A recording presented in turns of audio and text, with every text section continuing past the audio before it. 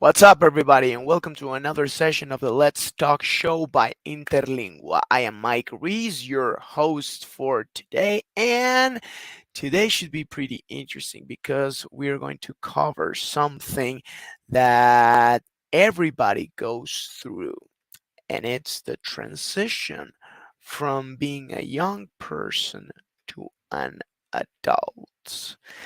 It's funny how when we are children, when we are kids, we go like, "Oh man, I wish I was bigger. I wish I was older. I want to be an adult because I don't want to listen to my parents. I don't want to live with them anymore."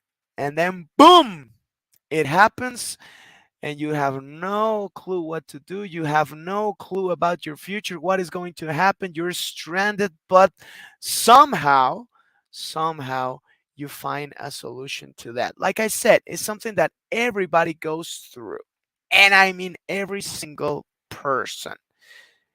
And today, we're going to cover that with different approaches. First, we got a testimony from one of our guests that she got out from home and took care of herself from a very young age, 19 to be exact.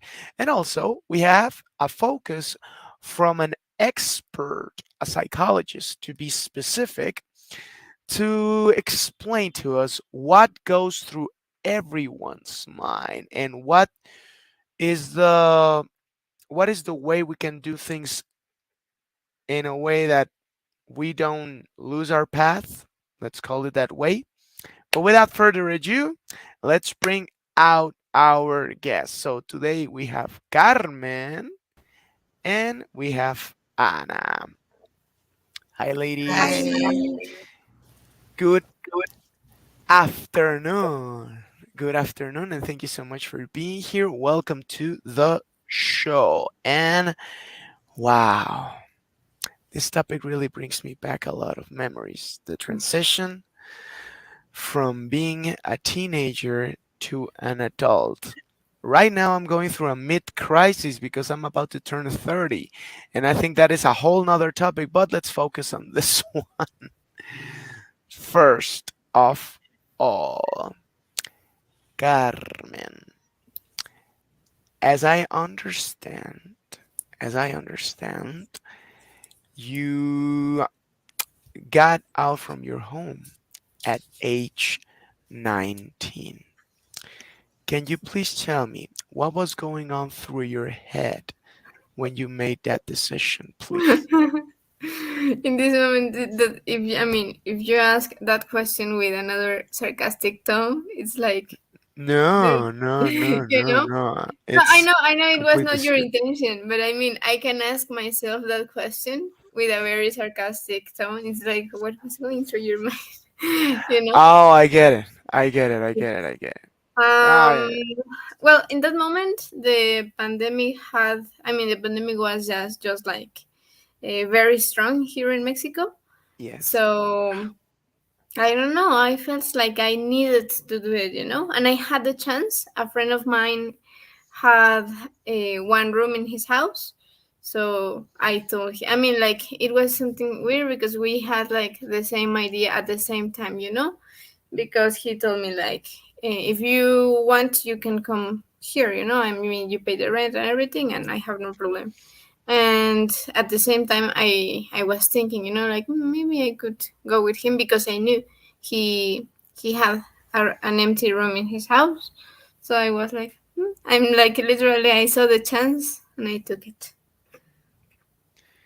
And how's that worked out so far? mm, it has like a lot of advantages and disadvantages, Of course. of Of course. course. But I think it's been interesting mostly, like, um I don't know. I feel like I have grown and learned a lot. I mean, it makes total sense, you know. I mean, something that, for example, I'm really proud about is cooking. I mean, when I lived with my mom, I would never cook or even help her in the kitchen. Like, I mean, I was not interested in doing that, so I didn't. I didn't do it. So when I moved out, I had no idea how to cook, like anything. So I started like doing some experiments at home, and I mean, it was that or starving. Oh, So I started cooking, and I think I can cook like some good things. So I'm really proud about it.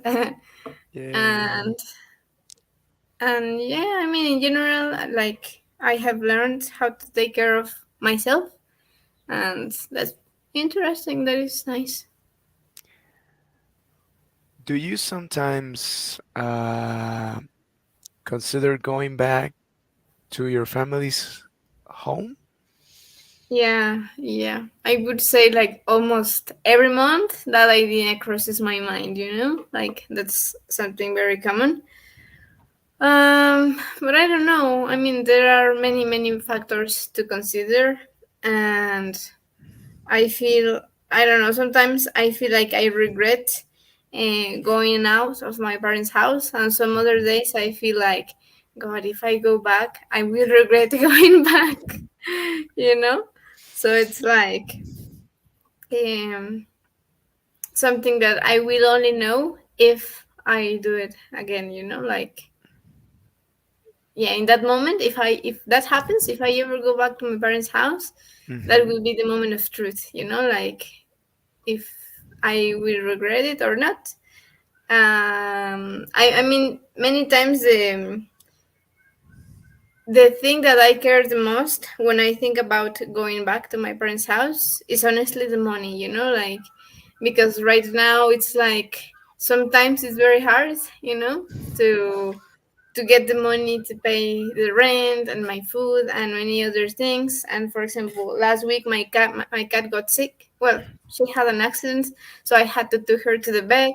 So I was like, oh my gosh, like because I mean the bill from the veterinary was not super expensive, but was more than I expected. So I was like, ah, like that kind of things that are small, but when you are living on your own and studying and you don't make a lot of money, it's like that can be something like very, very important. And what could be like a big factor that could define the decision of going back? I don't know. I don't know. I mean, I think it would be maybe one day that I get tired of everything. Because I mean, also when I am at my mom's house, I can like take a break from the world whenever I want. Like nothing's going to happen. But now I can't. So maybe if one day I really need a break, like from the world, that may be the moment. I know exactly what you mean. I know Yes. exactly what you mean. Thank you so much for sharing that. And Anna, your debut on the Let's Talk show. Thank you so much for being here. And since you are basically our first psychologist we have as a guest, I would very Mhm. much like to discuss first why in everyone's life there is this feeling of getting out from our home, because I know plenty of people that, I mean, tragically, they say that they got out not even at 18, like for 16. Like they just needed needed to get out from there. And they are not necessarily like they don't necessarily come from a bad home. I mean, of course, if you come from a bad home, that's a big factor. But they just they just said, "You know what? I can't handle this anymore. I just needed to get out." What goes through these people's minds or a teenager's mind? Mhm. Well, first of all, it's like this sense of independence, like Mm, they don't want to Well, they want to be independent. They want to make their own decisions. They also want to, you know, like they don't want to rely on their parents for everything. And I think when it comes to teenagers, they especially don't want to ask for permission anymore. It's like I want to do what I want. I want to set my own rules. You know, so yeah, I mean that could trigger like this big desire of going out. Of leaving home. Because it's like if I because in Mexico, it's like very common that parents say like, well, as long as you live in my house, you do as I say. And for them it's like, well, then I won't live in your house. So I will live in my own house and I will do as I say. So yeah, that could be like a really big factor on uh, on why they decide to live so young. Maybe the urgency of if independence is like really really strong. I mean, especially for those who leave home like so early, maybe at 16 or 17. Given the fact that they are still young, let's make a range of age from 16 to 18. Do you think that they are mentally capable of handling their own lives at that age, or it depends of the person?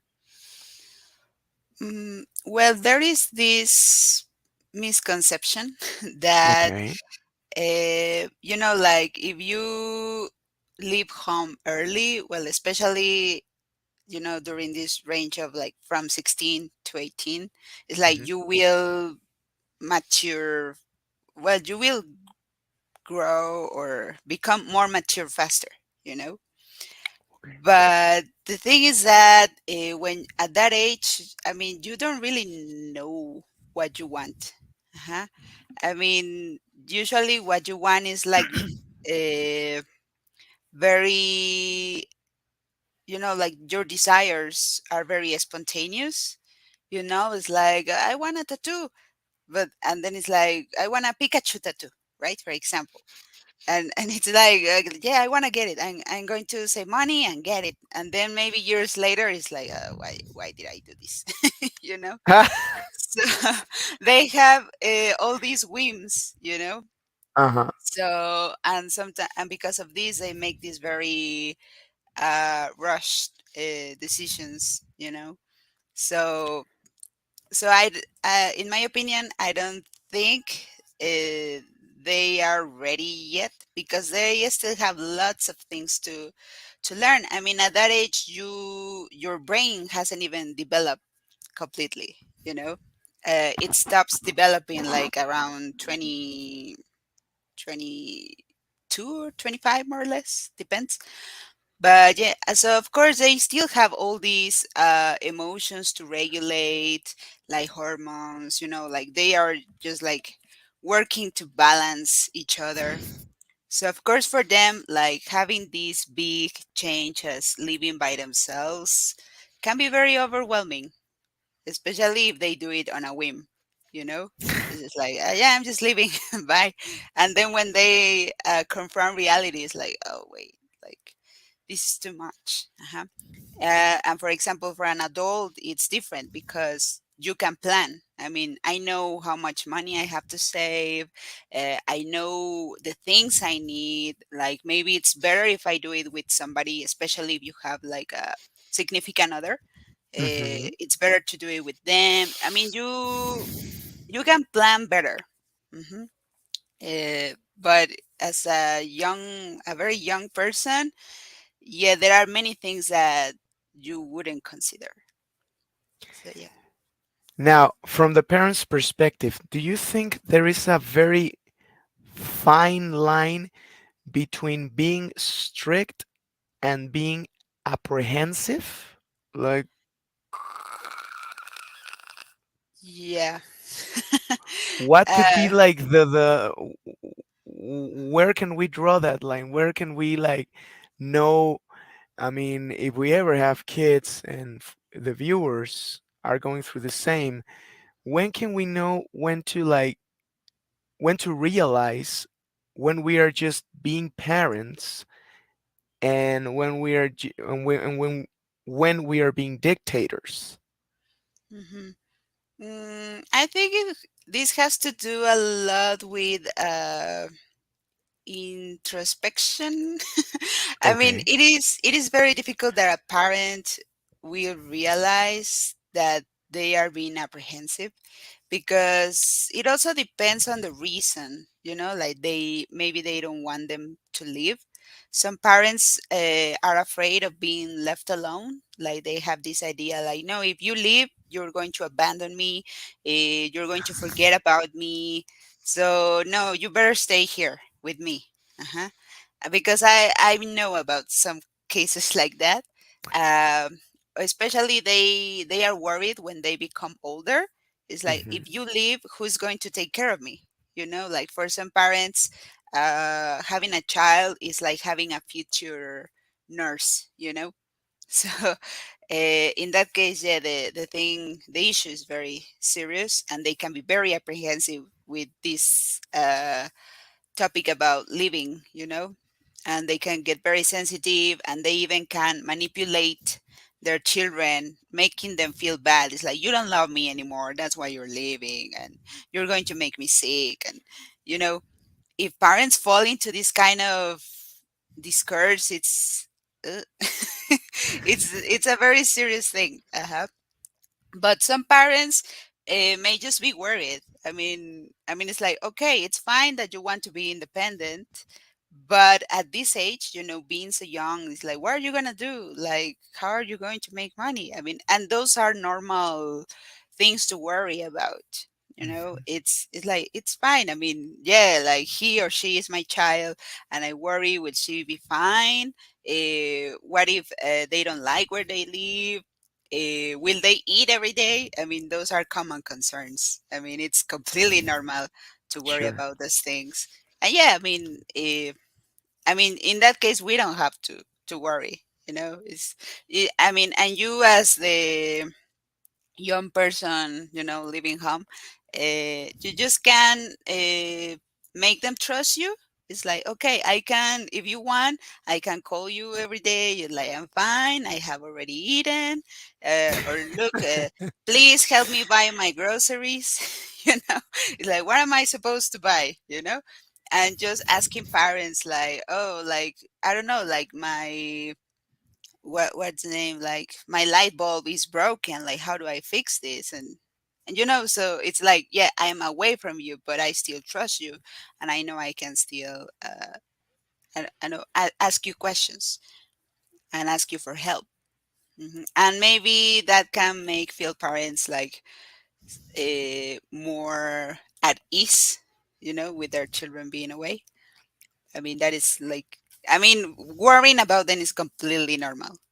But like, if you get to the point of manipulating them, like making them feel like horrible people for leaving, then yeah, that is an issue. Okay, now we know. Now we know, and now you guys know. I'm talking to the viewers. Okay. Yes, don't worry, don't worry, don't worry. Something caught my attention this week. I was watching a series, and there is this scene that really stuck in my head. There's this family having breakfast, and the daughter of the family is talking sexuality about with the family. Then the father comes, and he gets very uncomfortable with this topic in the breakfast table. So he gets mad and say, "Please, no, no more." And the girl says, "But dad, I mean, these are new times." Yes, but here's the deal. This is my house, and this may be these times, but in this house, it's 1954 for he said a year. And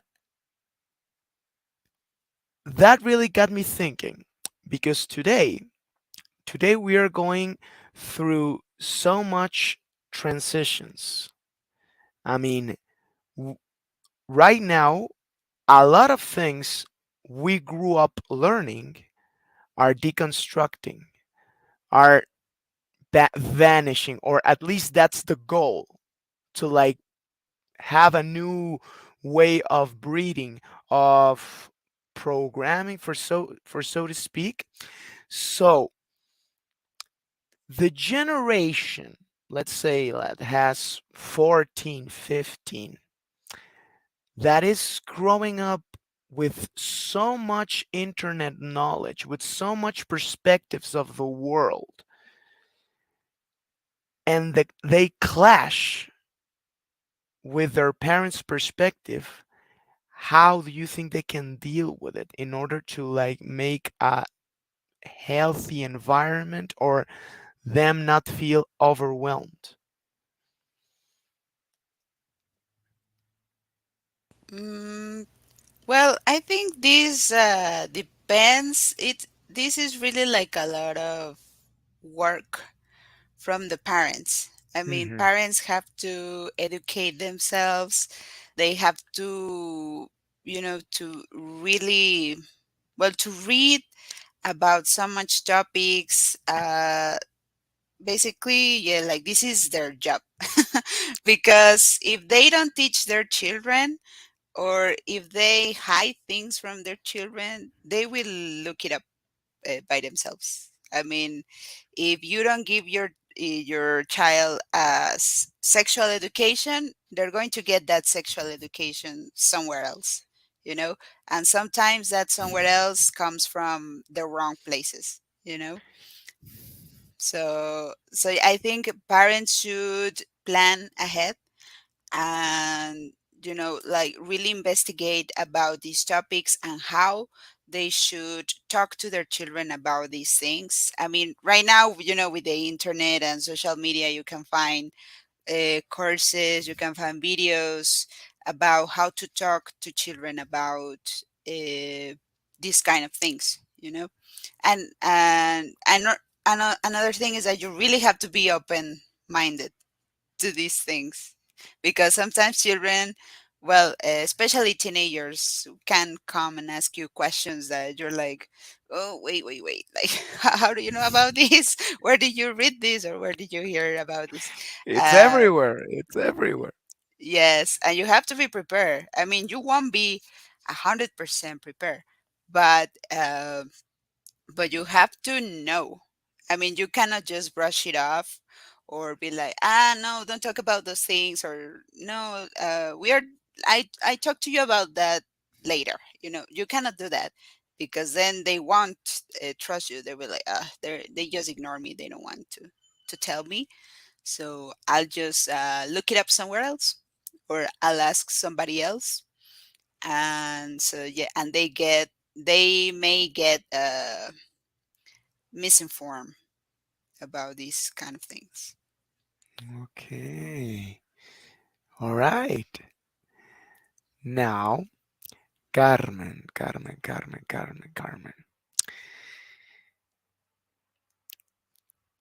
What has changed from your, I don't want to say puberty you, but your teenage you Mm-hmm. and your current you, in terms of perspective, and in terms of maybe you thought that things were in a way that they aren't, and something that you have gotten rid of? Okay. So I don't know, a big change that I can notice, but I think that is just normal. Hmm. Is I mean, when I was a teenager or a puber, let's say, I was like really depressed, like I think in that context, my teenagerhood was my teenage years were not easy, because I don't know, I remember that I felt sad like most of the time. I was stressed. I was like, I don't know, I had a very different perspective of life in general. Okay.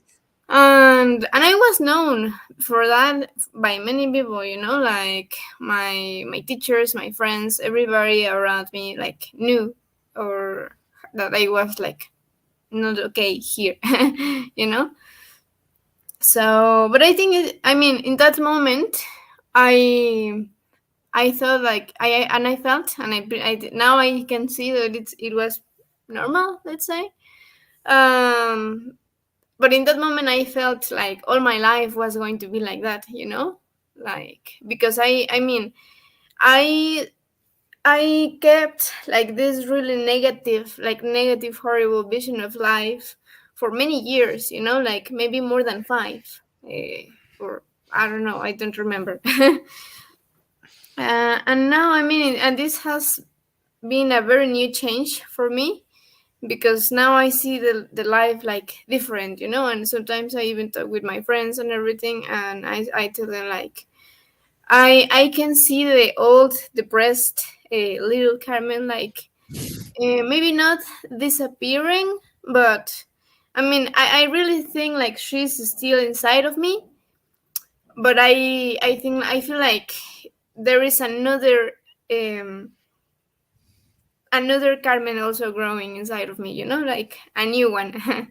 One that, um, how can I say, that is smarter, one that can control like herself more, and that has learned like from experiences that were not good, that it's not the end of the world, I mean, bad things are going to happen, but it's not like, yes, it's not the end of the world.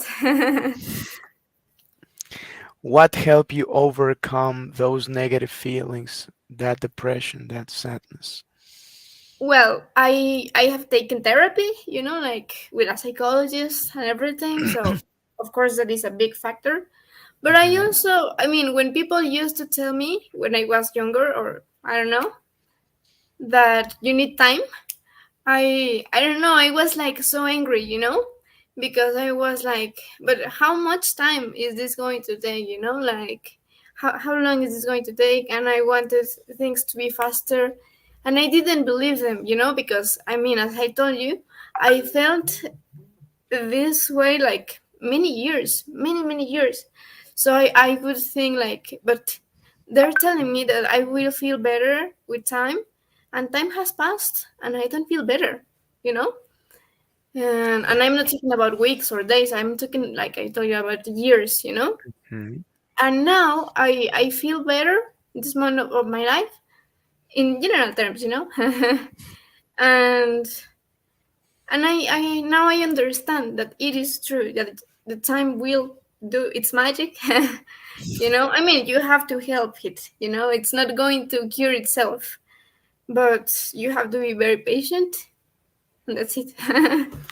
This is a very personal question because it's something that I use whenever I have like this emotional breakdowns or I just don't feel 100% okay. Uh, I try to keep myself busy, and given the fact that you work and study, would you say that having those occupations also help you to get through bad times? I don't know. Normally, when I have a bad time, I stop my life. Like Okay. I Okay. stop working. If I have, for example, right now I am on vacation, but if I have classes, I just take the classes. But I mean, it's like I do the minimum necessary. Like, Okay. for example, at school, for example, you have works and homeworks to do and everything. So I do them as as I need them, I mean, if one project is going to be checked in 1 month, I'm not going to do it in this moment, I'm going to do it like later on, but it's like, because of that, because I want to like do the minimum possible at times, but I mean, in some moment, I decide, like, okay, this is enough. I need to get back to my life, you know?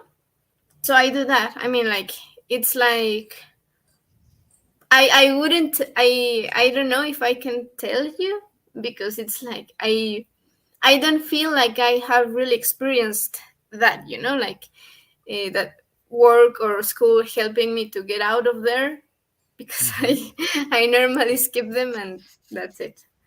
Oh, okay. Well, I mean, everybody has different ways, just like with all our with hobbies to decompress and everything. We all have different ways to handle Yeah. our stuff, which brings me Something. to the. Mhm. Sorry. Well, Something continue, that continue, continue, continue. I learned recently, Hmm. and a phrase that really helps me a lot is like, you're doing it well, you know, no matter what you're doing it well. Like, this is the best that you can do and you're doing it, so be proud of it and continue doing it, and at some point it's going to work, you know, like, I don't know. It's like a way to saying take it easy or don't worry. Exactly. Yes. Okay, okay. Maybe I should try that eventually. Which brings me to the next question, Anna. Uh, from a psychologist's perspective, what goes on internally in a young person that is about to go out to the world? Mm, you mean like the real world, the adult world? Yeah, yeah. Okay. Because I mean, it's I like to call it a slap of reality because when you are like, I don't know, 15, 14, and you sometimes say, hey man, I wish for this in my life. You know, when I'm this age, I'm going to be like this, and I'm going to do those things to get there. But then you realize that the world doesn't work like that. That when that the world doesn't work the way you thought it would be, or people aren't like you. There are plenty of people, not necessarily, I don't want to say bad, but not good either. Mm. So, how does a youngster can deal with this clash of focuses in life? Well, it it depends, honestly, because it depends on the uh, a lot of things. You know, there are Mhm. many things to consider, like the sort of education they had, the family, the kind of family they come from, the even the social class they belong to are things to be considered, because it's not going to be the same for a teenager that comes from a, I don't know, like a low class family, and maybe they had to start working from a very young age, like maybe they had to start working at 14 or 15, and somehow they get a taste from the real world, because they know what it's like to have a boss, to maybe fulfill some duties, like you can get in trouble if you're not responsible, and they get a taste, like somehow it's like a warm up for when they become, well, when they turn maybe 20, or when they finally become professionals, like they already have an idea of what they are, uh, yeah, what they're about to face, but for example, if you have a teenager who has never worked, who has only gone to school, they have never had the necessity to work, or maybe their parents didn't allow them to do other things except for studying, then of course when they go out to the real world, it's going to be like a big shock. It's like, wow, I didn't expect this at all, because they are only used to the teacher student relationship, and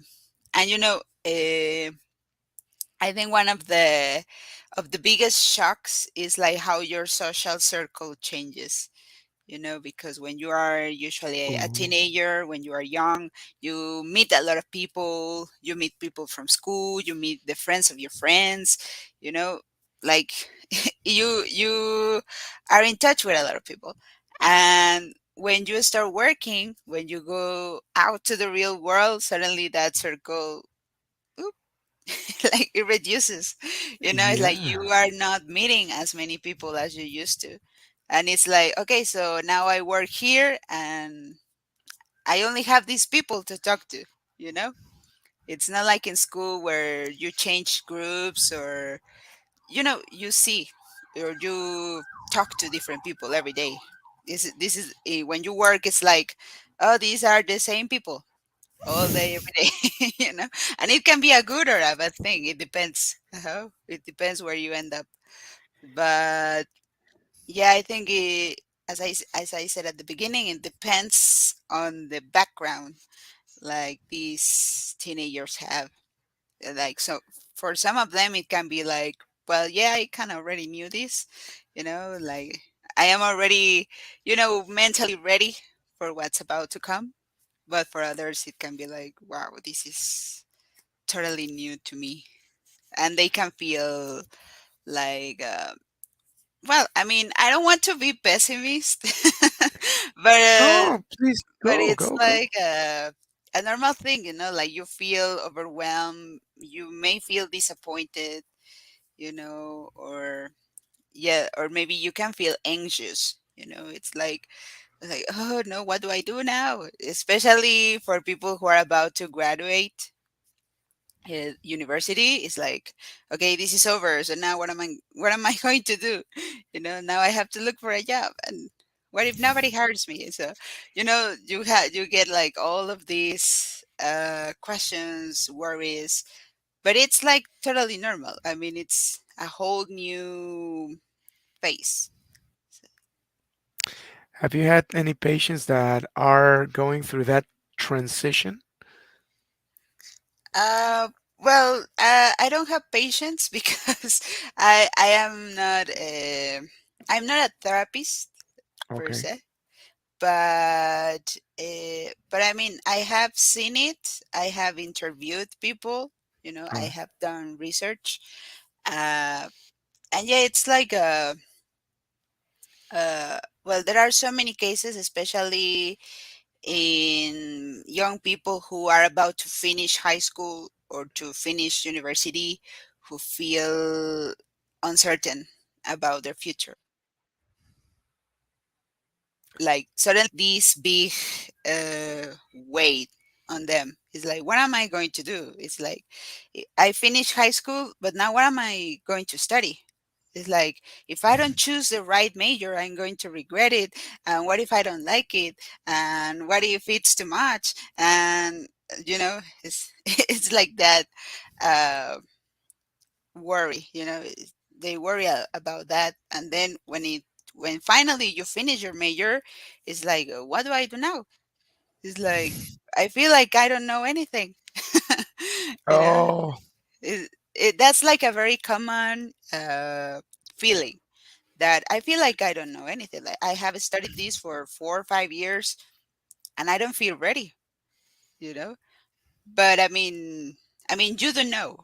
I mean, if you graduated and all of that, then yes, I mean, you know things. The thing here is that you haven't applied them yet. And now when you go out to the real world, you're finally going to apply that knowledge, and you'll see like, oh, look, like like I know things, and you're going to learn even more things. So okay. learning doesn't stop at graduation. I mean, when you start working, you learn even more. I think you learn more outside the school than in school, you know. I love that quote.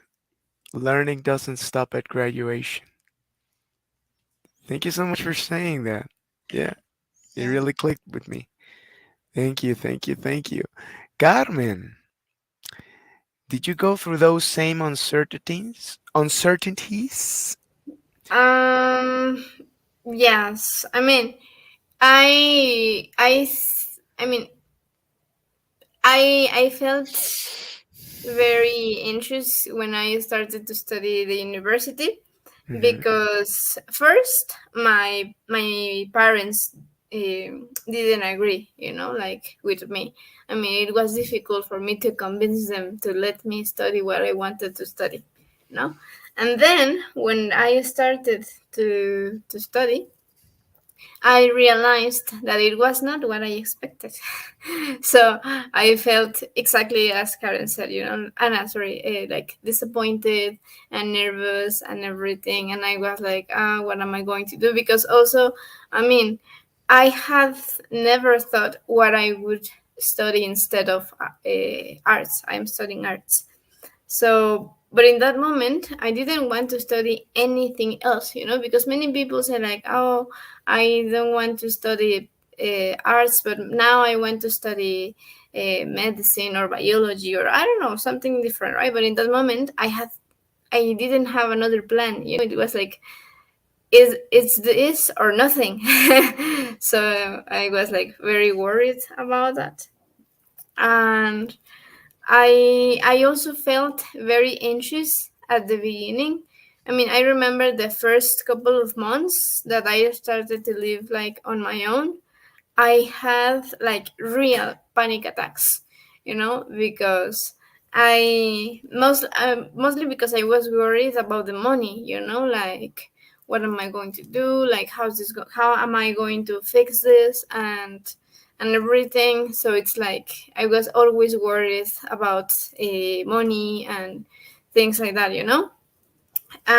Fortunately for me, my parents have always been there. So sometimes I am like, I need them to help me, and they help me, and it's not like uh, something that they don't want to do or something. So I'm really glad for that. And it has been better, I mean, I haven't had a panic attack because of that in a long time, in a very long time. So it's like, I mean, I think that it has been better. But yes, I can totally understand like this feeling of not knowing what's going to happen next, like uh, yes. And I feel like it also has to do with that. I mean, I have seen this in on many sides. It's not like something that comes from me, but I think it makes sense because when you are a kid, or maybe when you are studying in high school or everything before, like you can do really stupid things and nothing's going to happen really, like the world is a joke basically, and then suddenly you turn 18 and you have to choose a major, and everything becomes real and serious in 1 second, so it's like horrible. I hate it.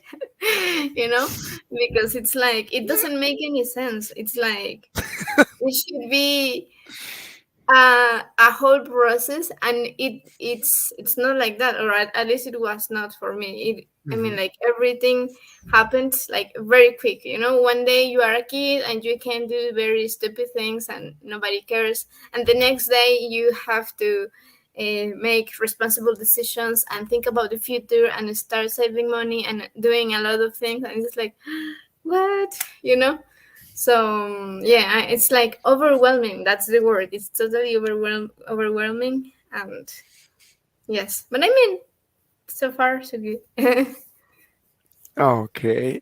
And Anna mentioned something very interesting about your social circle considerably reducing when you get more responsibilities in your life. Hmm. You, from that transition of becoming more independent, becoming a student and also a worker, how is your did that happen to you? Did your social circle reduce?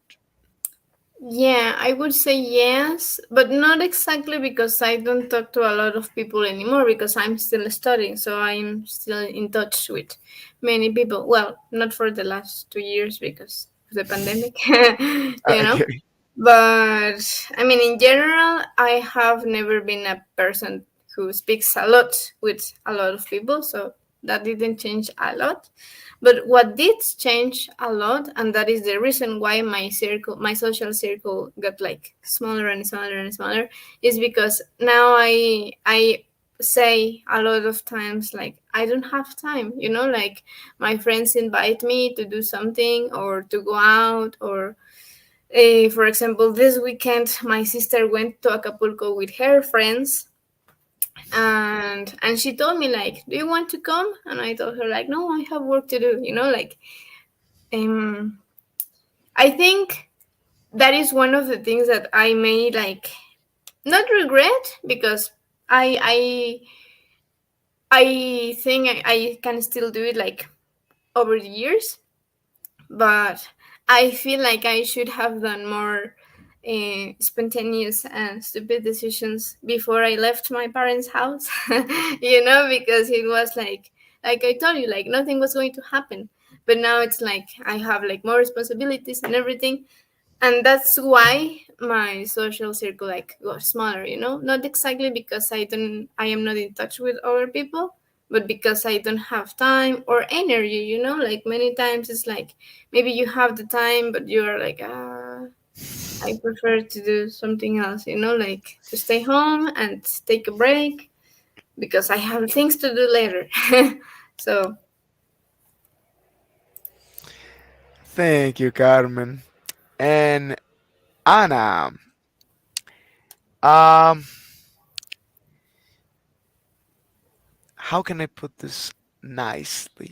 Okay, when we are kids, when we are children, many things that happen to us can define how we are going to be as an adult. What are the things that we should get rid of or solve before we go through this transition of being from a kid to an adult in order to be uh I don't want to say responsible, but to lead our adult life in the best way possible.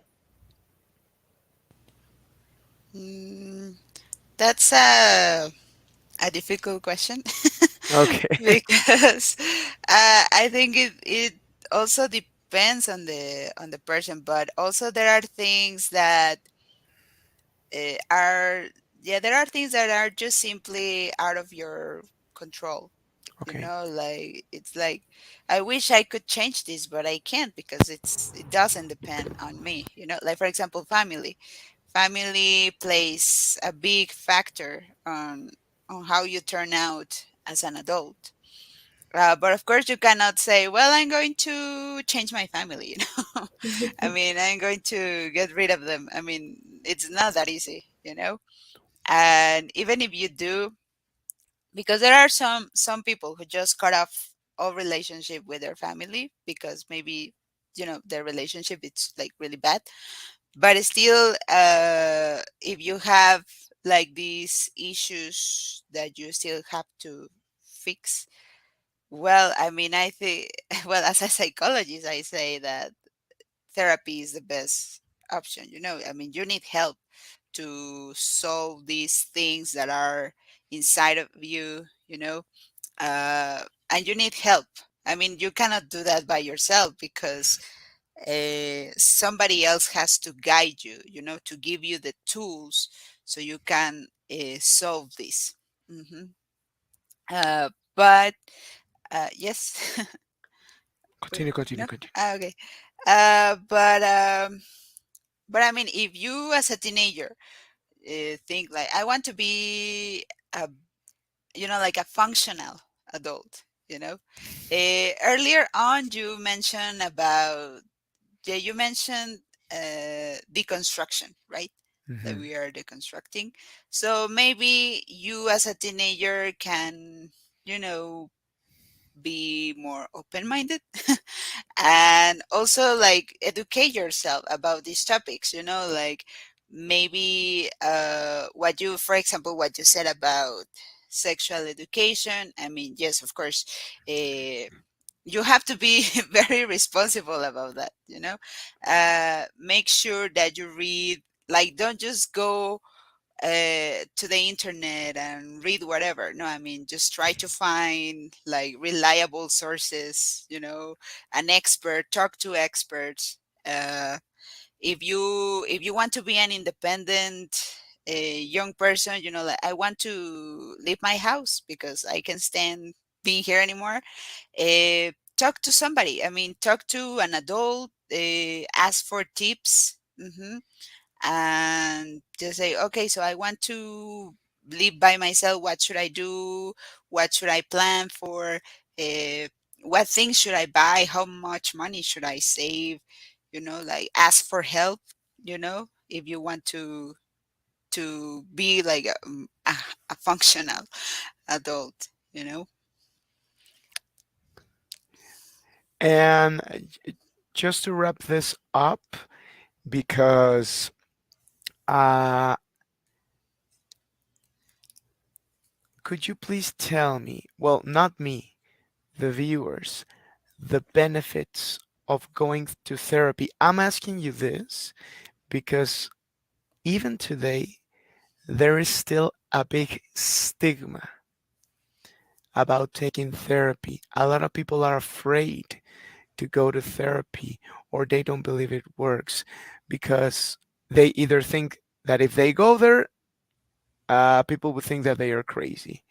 Uh, if they go there, they don't think, which I think it's foolish to say that, they don't think that they need help, and they think they're fine. So, for anyone who's watching who pretty much needs help, what could you tell them about the benefits of going to therapy, about the benefits of talking everything that you have inside out? Mhm. Well. Clearly, it works. Yeah. Something I can say is that, well, I know some people who have gone to therapy and they have had like bad experiences, or some people say, well, I went to therapy and it didn't help. Well, my recommendation is that if that happens to you, don't give up. I mean, it's just that that psychologist, that therapist was not meant. You know, like in a relationship, like this person Okay. was not meant for me. Yeah, it's the same with the psychologist. If you don't feel comfortable, if you don't feel like they're helping you, you have all the right to look for another one. hmm because psychologists don't work with the same method. Everybody has a different method, and you have to find one that works for you.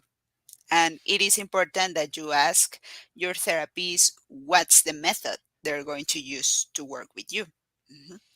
And they have to tell you how they're going to work, how many sessions, they have to be transparent. And yeah. So, what else? Also, think about the benefits. I mean, think about how will I feel, I mean, from today until, I don't know, maybe 3 months later. hmm Like maybe, for example, if you feel sick, I mean, like physically sick, you're not going to say like, no, I'm not going to go to the doctor because he's going to think that I'm inventing things. Like, no, I mean, if you feel physically sick, you go to the doctor, right? And he gives you medicine, and that's it. Well, it's the same with your mind, you know. It's your mind is not well, you have to go to a doctor that can help you feel better. hmm and yeah, there's nothing wrong with that. I mean, you're just taking care of yourself. hmm you are working to be a better person because you want to be better. uh You're doing this to feel better. And there's nothing wrong with that. I mean, you don't have to have like I mean, it's not like if you go to the psychology, you have a disorder. Like, no, I mean, you don't. It's not like that. I think everybody needs to go to therapy once in a while. We sometimes we just need somebody to talk to, and somebody who can give us like like an objective feedback. Mhm. Somebody that can guide you and be like, well, have you thought about this, or why don't you try this? You know, because sometimes if we only talk to family or friends, they can be like, I don't want to make them feel bad, so I'll like, no, you're fine, you know, like Or just they're gonna judge you in some way. hmm and a Damn. psychologist won't do that. They Thank you. cannot judge you. Uh-huh. And if they judge you, go to another therapist. Okay. Oh, Yeah. I mean, I don't know. As an user, let's say, of therapy, I can say that, I mean, I really think that the best part of going to therapy is that you can be very honest with them, because I mean, many times I mean, we talk about the people that are around us or the world or anything, but I personally, I feel like I cannot tell 100% of my ideas to a normal person, let's say, to my mother, to my sister, to my boyfriend, to whoever. I mean, I feel like I cannot be totally honest with them. And it's not because I am lying to them or something, but it's like, I don't know. If, for example, yes, you cannot be like totally transparent and honest to them, but you can be totally honest and transparent to a psychologist, because I mean, he or she is a person who is not going to judge you, who is there to help you, like, for example, he or she is not going to take sides, for example. So it's like a very good option if you want to have like, if you want to take it all out, like, but everything. So it's like good. oh, ladies, thank you so much for everything that you shared. Thank you so much for your participation and for taking the time for being here. Also, for all the viewers that logged in, thank you so much. And well, hope to see you guys pretty soon for more topics and for more information that you wish to share with us. Without further ado, I must bid you adieu and goodbye, mwah, and good night. Bye.